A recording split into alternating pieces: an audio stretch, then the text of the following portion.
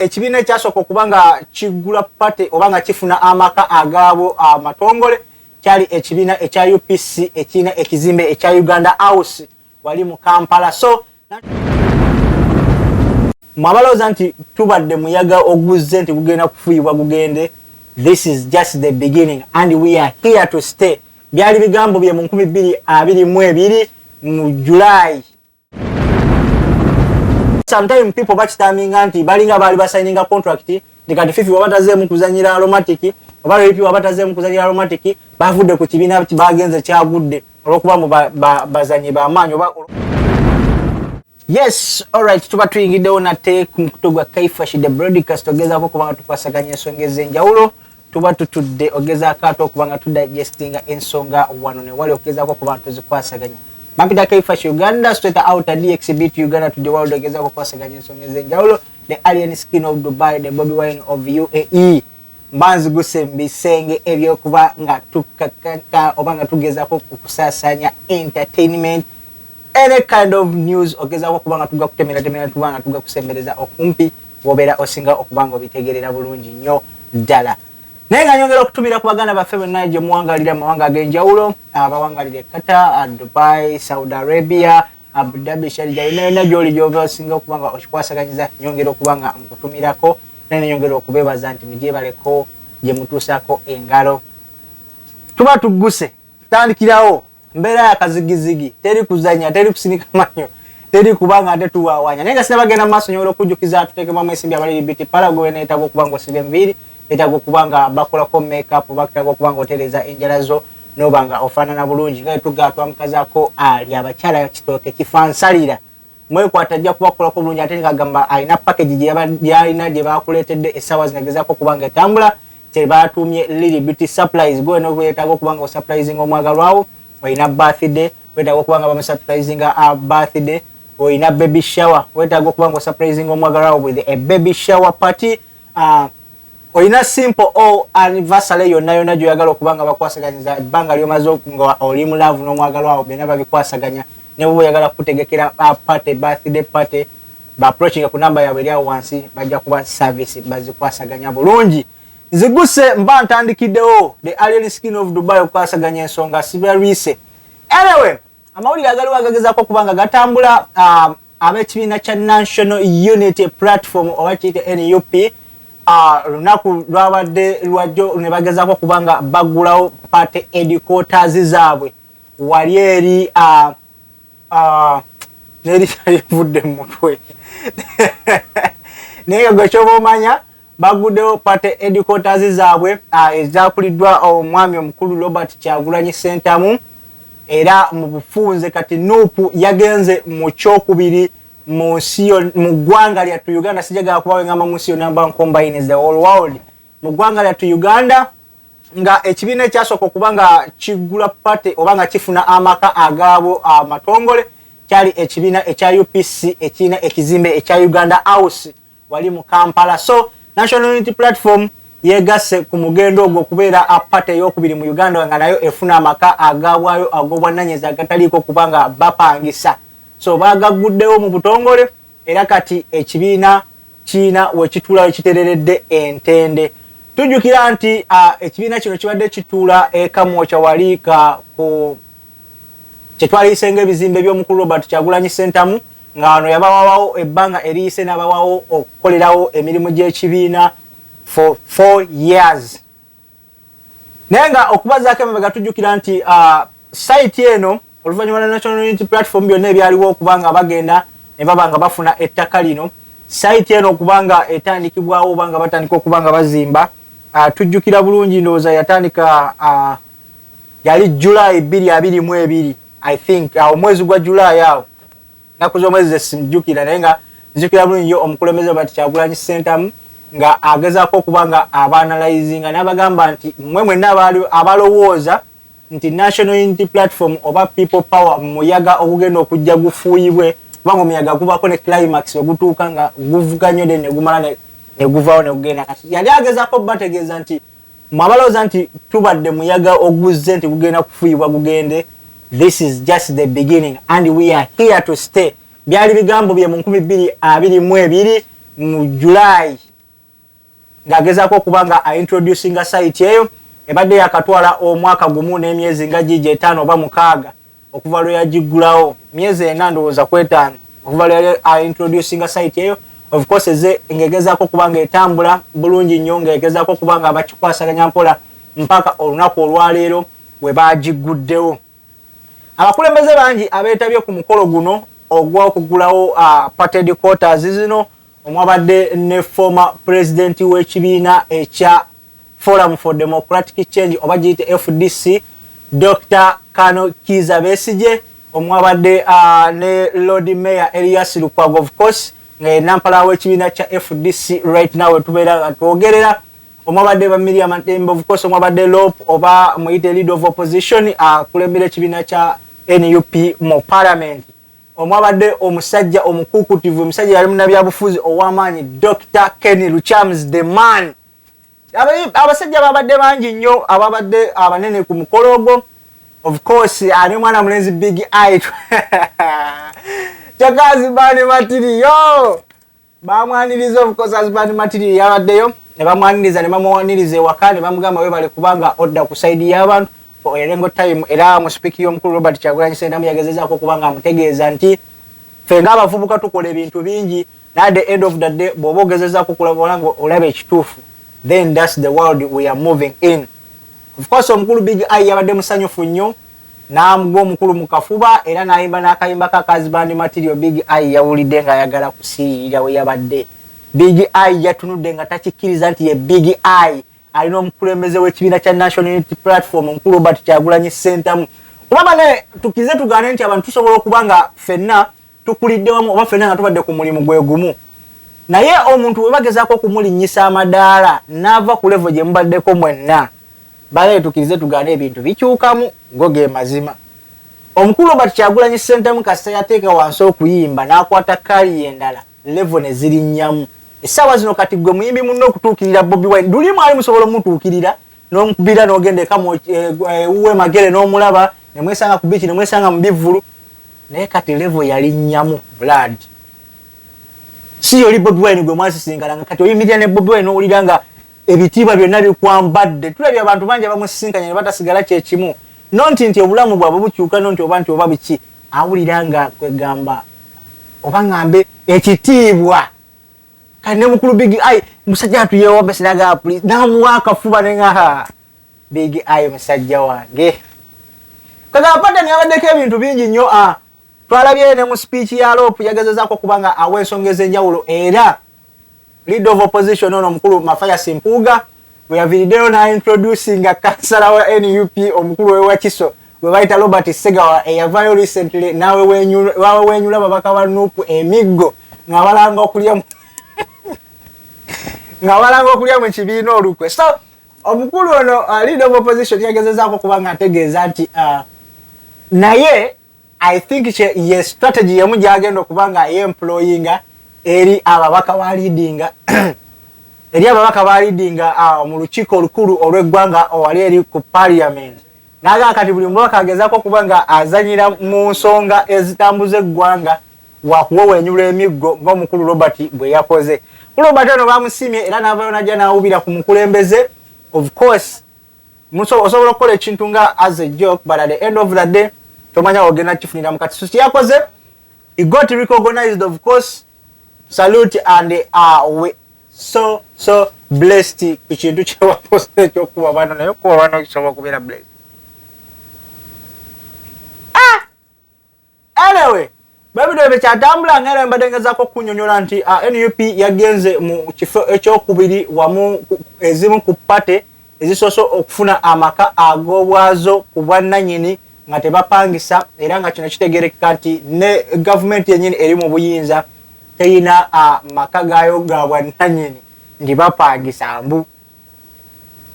naye ng'ate ebyaddala kituufu tebalina maka we ba stages nti headquarters zaabwe ziri wano. So ebibiina bibiri mu ggwanga lya Uganda People's Congress that is UPC ne National Unity Platform that is NUP abasoose nga ekya UPC ye Uganda House eyo gy'olabako gy'okubako amaaso mu kibuga Kampala awo n'ekya National Unity Platform byebyo bizimbe ebiina by'olaba e Kawempe awo. bizimbe biri bina sofa bakaniveiringa kondoza ebizimbe bibiri naye wano ku kitwalisenga outer face olabako ebizimbe bibiri then emabega waabyo waliyo ebizimbe ebirala bibiri era nga bagenda kuba wakolebwawo ebintu bingi nnyo. Of course waliwo office y'omukulembeze akulembera ekibiina kya National Unity Platform, kuliko office ya leader of opposition n'ababaka bonna abasinga, then kuliko conference room, kuliko communication room, kugamba kuliko ebintu bingi ebigenda okuba nga bikolebwawo ku headquarter. Then bainveirinze ebintu bingi of course ku bisenge bataddeko ba foreign soldiers oba betwalisenga abantu ababadde mu struggle nga bagezako okulwanirira enkyukakyuka mu ggwanga lyattu Uganda nga mwe muli balita nabu Kenya.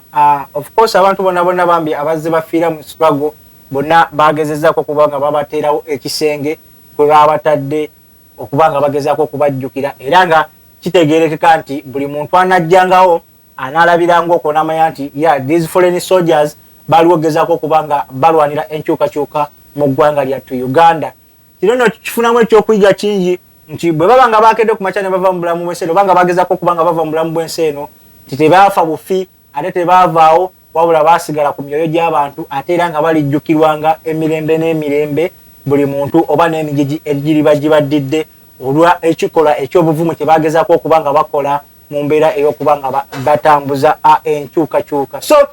bataddewo n'ebigambo ku bifaananyi ebyo oba ku bisiige eby'abantu abo abakuva ku maaso era nga buli omu balaga enfa gye yafaamu oba nga bakuterawo sitole engeri gye yafaamu n'ennaku z'omwezi n'omwaka wamu n'omwezi mwe yabeera nga aviira mu bulamu bw'ensi eno oba nga bamujja mu bulamu bw'ensi eno. So bingi ebyatuusewo ku pataawo era nga tubeebaza congratulation and National Unity Platform wamu ne ba comrades ba National Unity Platform bonna. Omukulu Dr. Kizza Besigye yabaddewo nnyo musaale era y'omu ku basajja abawadde speech eyabadde envumu ennyo, y'omu ku basajja abawadde speech eyabadde nga nayo erimu enkizo nnene nnyo okusinziira ku mbeera nga bwegezako kubanga etambula. Tujjukira nti omukulu Dr. Kizza Besigye of course abadde mu struggle for the past 16 years, not even 16, wabula abadde mu struggle okumala ebbanga ddene nti buli kimu kyagezako kubanga ayogera oba buli kimu kyagezako kubanga ateeka ku mmeeza kiba kitegeeza aba akimanyi simply because is experienced in that. Abadde atoba n'abasajja obadde agezako kubanga atoba n'enkyukakyuka ebbanga ddene. Naye muzimu ku speeches eyawadde of course ayina akagambo ke yawadde akaleetedde ne Bobi Wine okubanga akakootinga ng'agamba oyo yenna avaayo n'ayogera nti tali mu byabufuzi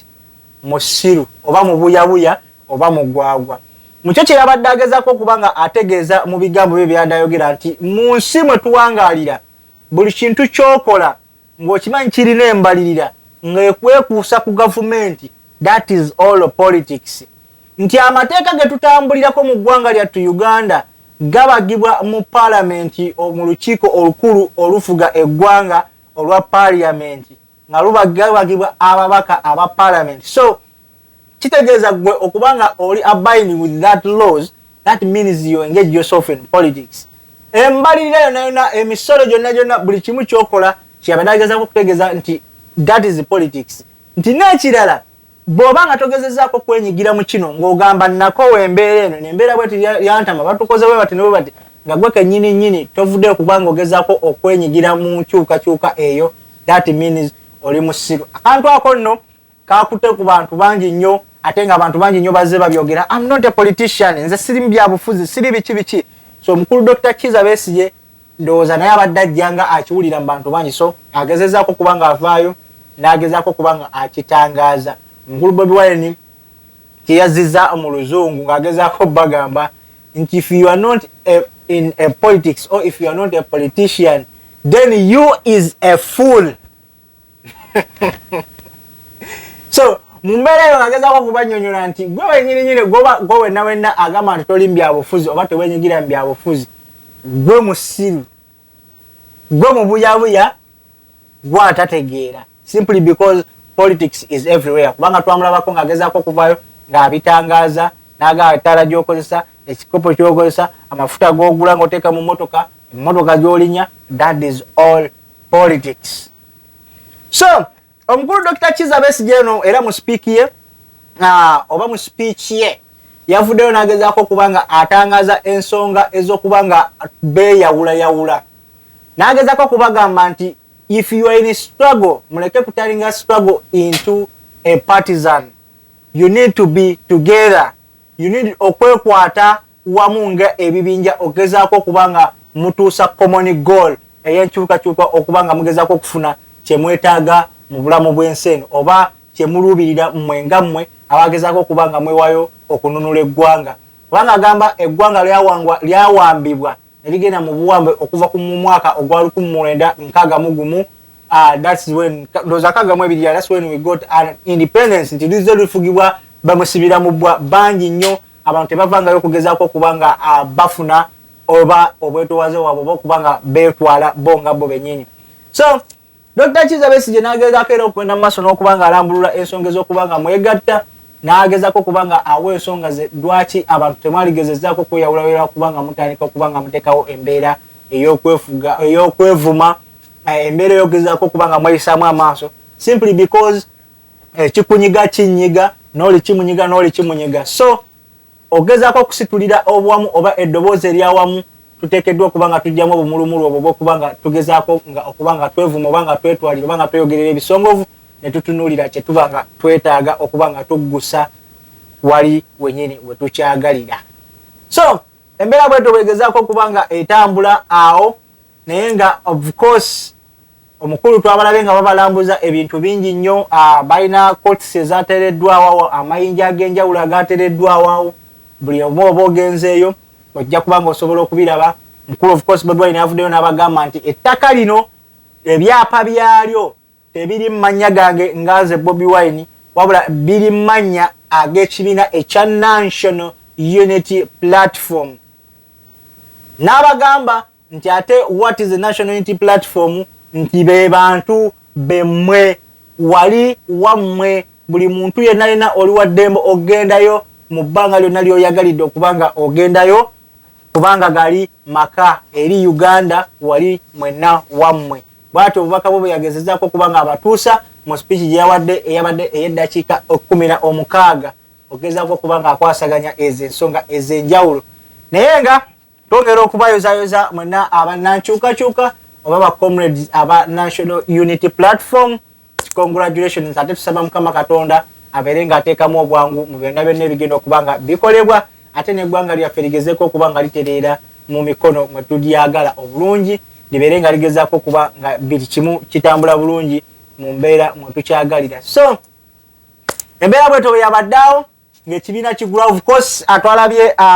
amagye, police deployments, buli kimu byabadde bingi nga bigezaako okuba nga byateereddwawo okuba nga bateeka embeera mu nteeko oba nga tewabaawo katyankalano oba akajagalalo konna. Of course twabadde nga tusuubira okuba nga basobola okubaawo akajagalalo simply because buli muntu yabadde at peace ng'era bagenze kujaguza kuggulawo edikoota za kibiina kyabwe ekya National Unity Platform. So era n'abakuumaddembe bagezezaako okuba nga bakuuma eddembe, wabula kajjamu kagezezaako okuba nga kakwatirira naddala omukulembeze ng'afulumayo nga buli kimu kigezezaako okuba nga kiggwa. Of course bamuwerekedde okuva we bamujja okw'edikotas, abantu nga bonna bagenda bayimba ekintu kimu, Bobi Wine, Bobi kati awo netukizaako emabega kubagamba nti omusajja takyalina abantu. Butuufu ebyadda akasajja kalina amaanyi, ye omwana Bobi Wine nga bwe batera omuyita, omwana alina amaanyi. Era Bobi Wine timumutwala ng'ekyokuzannya, era mwenna abazannyira ku Bobi Wine sikakasa nti musobola okumalako n'embeera kuba oli bagamba free phase abamulozezzaako bo bamutegedde. So embeera bwetyo bwe yatambudde mwawo wammanga awo nga baggulawo ekibiina, of course ekitebe tewali n'ekimu kyagenze bubi, buli kimu kyagenze nga bwe baakibala. Togamba kati obulamu bwa National Unity Platform nga pate butambulira ddala nga bwe baabubala. Annange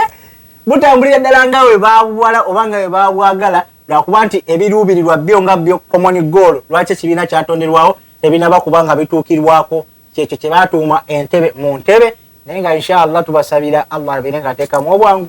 buli kimu kijja kuba kitambula nga tewali kuyiwa musaayi, tewali ki obuyinza bukyuke mu ddembe ng'era Bobi Wine bwe yabiyimbako.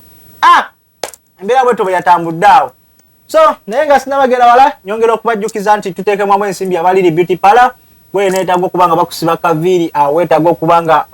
bakuba ka makeup oyina omukolo enjala mukazi tokkiriza njala kugubako ng'awaata ewaliri beauty parlor byonna babimala bulungi nnyo ddala beekwateko ate nga baga balina package gye baakuleetedde gye baatumye Lily Beauty Supplies gwe neetaga okubanga surprising omwagalwawo oyina birthday oyina baby shower oyina anniversary oyagala kutegekera pate yonna nandi buli kimu kyomanyi nti kikwatagana ku pate beewaddeyo kubanga bakolera package eyo bakubireko ku namba zaabwe consultation ebeerawo era bakubuulira naki kye weetaaga okola ene pate gyagala okubanga okola osobola bakubirako nobagamba naye nkoze ntya wano mbadde njagala kutegeka akakolo weekati ne bakubuulira ki ekibanga kyetaagisa bakoneko enamba zaabwe eryawo bajja kuba bakukolerako bulungi nnyo ddala kale